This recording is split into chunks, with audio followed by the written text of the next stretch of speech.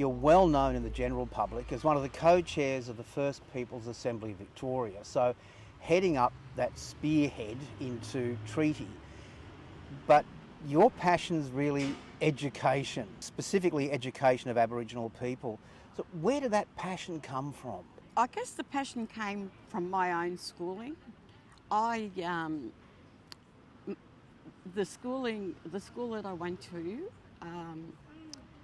it really inspired me about education. But also, while I was at school, I read a lot. I lived in the library.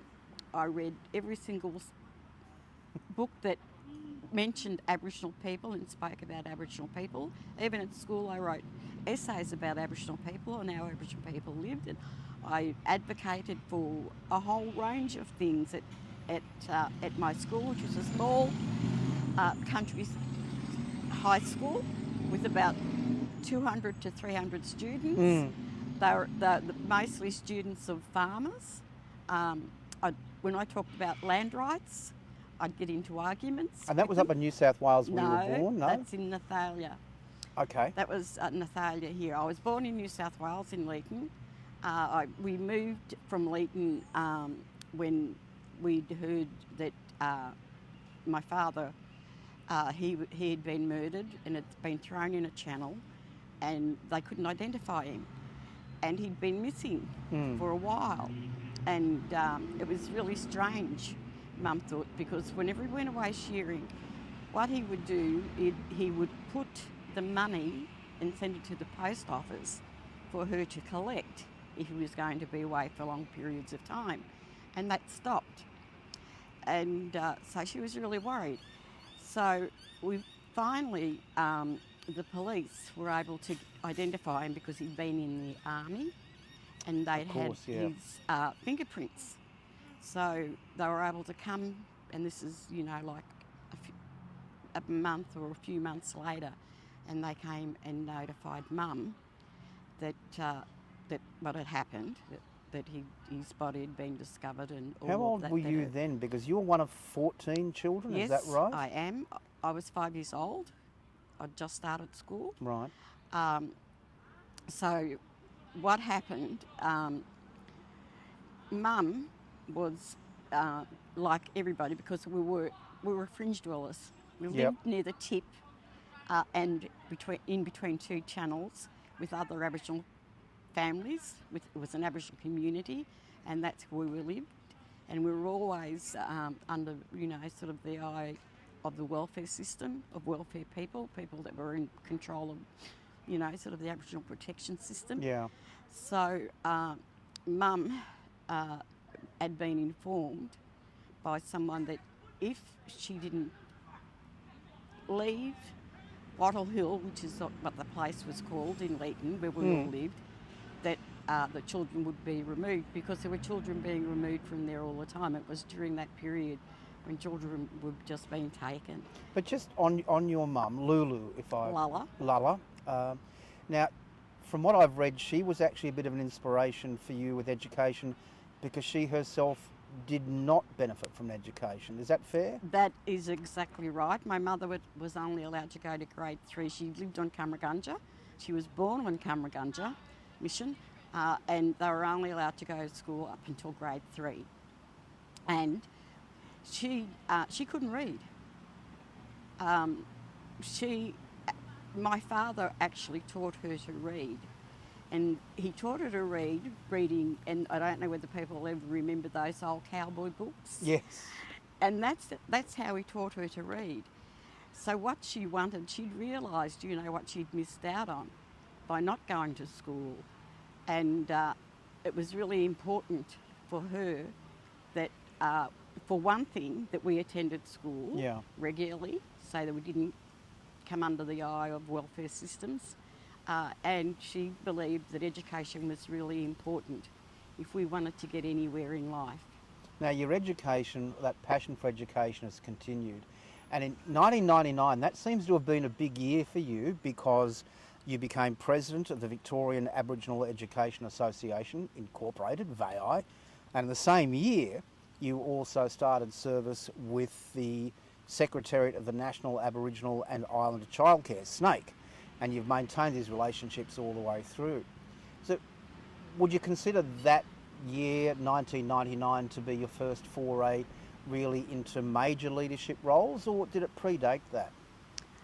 I think it predated really with leadership roles. I wasn't the leader. I had older siblings that were my elders, and they were the leaders, but they gave me a lot of responsibility. So what sort of responsibility? Well, the responsibility that I'd been given was to establish a childcare centre in Marupna. So Yep. we established a childcare centre for Aboriginal children then. Actually, we started that in the 1980s. It was prior to my becoming president of VAEAI.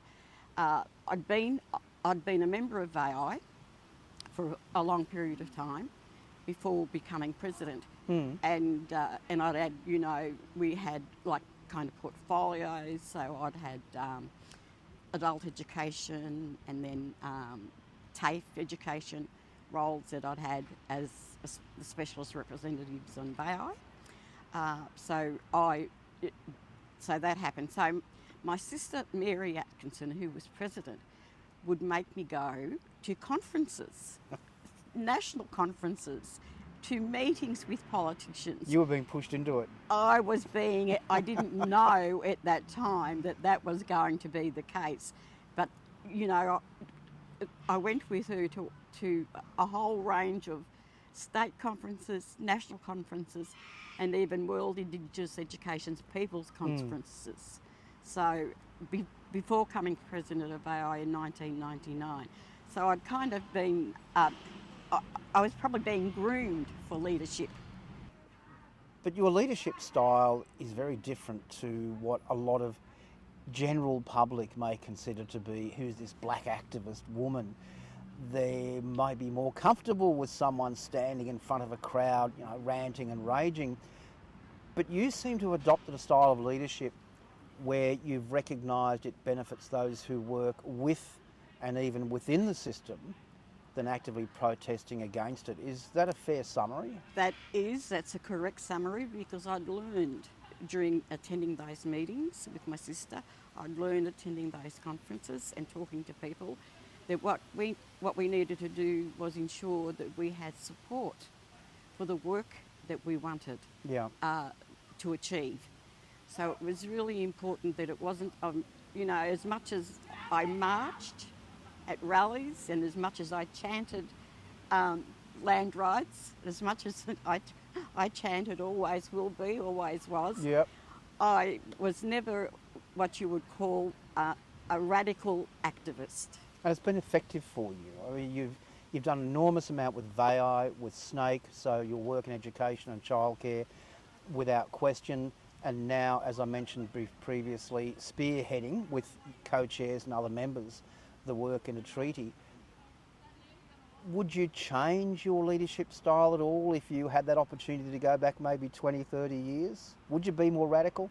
No, I don't think I would. I think that, I knew that we had to have change. Yeah. I knew that there were things, we established that childcare centre, which is now called Lulla's Children and Family Centre. So we established that because I realised with the work that I'd done with VAEAI, my first job, by the way, was a teacher's aide at Wanganui Park High School, an Aboriginal teacher's aide. And I was mentored by fabulous people, Colin Burke and Eleanor Burke, during that time. And what I discovered during that work within that high school, that we'd had children that were leaving at year 9 in droves, that we had children that were leaving school that couldn't read or write. I'd learned that we had children that didn't know anything about their culture. So that's why we established that Aboriginal Childcare Centre. So that with the Aboriginal Childcare Centre, what we wanted to do, and this is as with leadership, it was about ensuring that we produced materials and curriculum that would ensure those children learn who they were, that they were Aboriginal children, to be proud of their identity, and to read stories and books and have cultural events so that they would be proud and not be ashamed that I'd noticed during those years I worked in that high school with those children. How important do you think culture is to Aboriginal youth nowadays? I mean, they're more and more being brought into it's a white world. They've got white systems, they've got white jobs. Is that culture still important in the education system? It is the most important thing that we could do and that we could achieve. And it's something that we fought for over 40 years. Yeah. For culture to be taught in schools, for languages to be taught in schools, for Aboriginal students to be respected as First Nations peoples, that they would be confident in their own selves as Aboriginal people. So it's so very important that they learned about their culture, where they belong, where they come from, and who their ancestors were. And you mentioned before that when you were a teacher's aide, you dropped the name of Burke, and Aunty Eleanor Burke, who is of course currently the Chief Commissioner or the Head Commissioner with Uruk. What are some of the early influences or mentors that you can recall that shaped the woman you've become and the leader you've become? I think those people have, and as those women, especially Eleanor, Mary Atkinson, she was just such an important mentor. There are people like Aunty Melva Day from Echuca, Aunty Laura Bell from Gujranmara country. Mm-hmm. They're the elderly women that I worked with on VAEAI.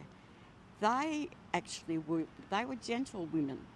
They weren't people that were radical. They knew that how it was best to achieve success for the Aboriginal community and how to advocate and how to ensure that what we did, because we met lots of politicians and I was with those women when we did it, that how we would talk and tell those politicians exactly what was happening within our communities and what was happening with our children and what was happening within the education system. And that's obviously stood you in fairly good stead now that you're in this position, not just with VAEAI and SNAICC, but with the First Peoples Assembly, where it seems that every second day you're off meeting either with the Premier or someone from state government. Was that important, these early learnings in your ability now to deal with the state government? I think they were really important. I didn't realise it at the time how important it was going to be, but they were really good lessons to learn.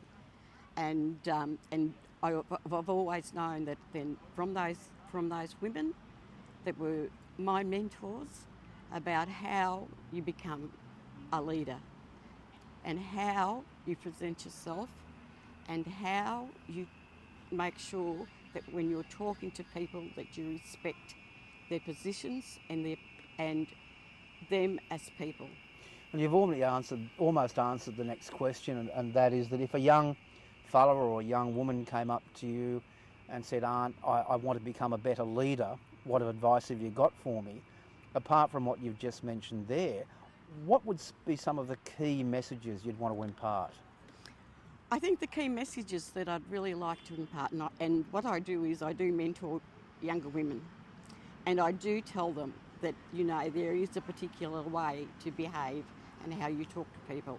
And it's not by being aggressive, it's by speaking the truth, and it's about speaking from the heart about what you believe in, and it's about being respectful of people that you talk to. Because I've always remembered my one of my sisters, my older sisters, always saying to me that you get more honey from bees if you're sweet. And I think on that note, Aunty Geraldine Atkinson, thank you so much indeed for your time. You're quite welcome, and thank you very much for the chat.